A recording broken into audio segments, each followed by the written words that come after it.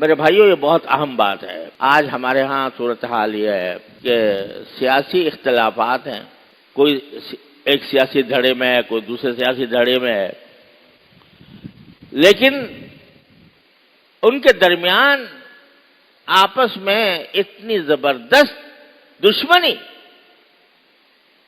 اتنی دشمنی کہ ایک آدمی دوسرے کو دیکھنا گوارا نہیں کرتا، دوسرے کے ساتھ بیٹھنا تو کجا، اس کا نام لینا، عزت کے ساتھ نام لینا وہ بھی گوارا نہیں کرتا، اور اس کے نتیجے میں دن رات زبانیں چل رہی ہیں۔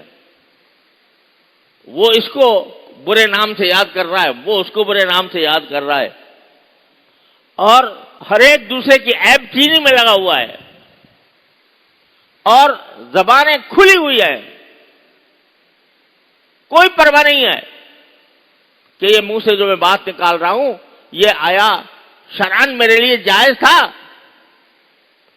کسی کے اوپر اتہام لگانا، کسی پر الزام لگانا، کسی پر کو مطعون کرنا، پرواہ ہی نہیں، جو منہ میں آ رہا ہے کہے جا رہے ہیں۔ تو میرے بھائیوں، رمضان اس طرح گزارا تو پھر کیا ہوا؟ ایک حدیث بڑی خطرناک ہے جس میں رسول کریم صلی اللہ علیہ وسلم نے یہ ارشاد فرمایا کہ بڑا یعنی مفہوم اس کا یہ ہے کہ بعض لوگ، بعض بدنصیب ایسے ہوتے ہیں کہ روزے سے انہیں بھوک کے سوا کچھ نہیں ملتا۔ کیا مطلب؟ کہ روزہ تو رکھ لیا، بھوکے رہے، ٹھیک ہے، بھوکے رہے، بس بھوک مل گئی، اجر کچھ نہیں، ثواب کچھ نہیں۔ کیوں؟ اس لیے کہ بھوکے تو رہے لیکن جب افطار کیا تو حرام پہ کیا۔ روزے کے اندر بھی روزے کے حقوق ادا کیے بغیر ایک دوسرے کے اوپر تانا زنی کرتے رہے، حلال و حرام کی پرواہ نہیں کی، تو پھر کیا ملا روزے سے سوائے بھوک کے؟ اور کچھ نہیں۔ رات میں کے وقت میں بعض عبادت کرنے والے، تہجد پڑھنے والے ایسے ہیں کہ ان کے نصیب میں سوائے جاگنے کے اور کچھ نہیں آتا۔ ساری رات جاگے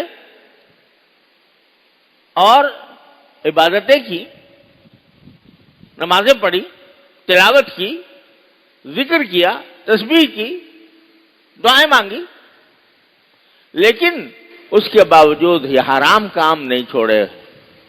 رات میں جھوٹ بولنا، غیبت کرنا، تہمت لگانا وغیرہ وغیرہ یہ نہیں چھوڑے، تو اس کے حصے میں سوائے جگار کے کچھ نہیں آیا۔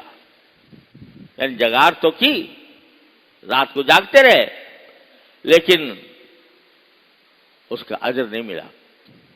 کیوں نہیں ملا؟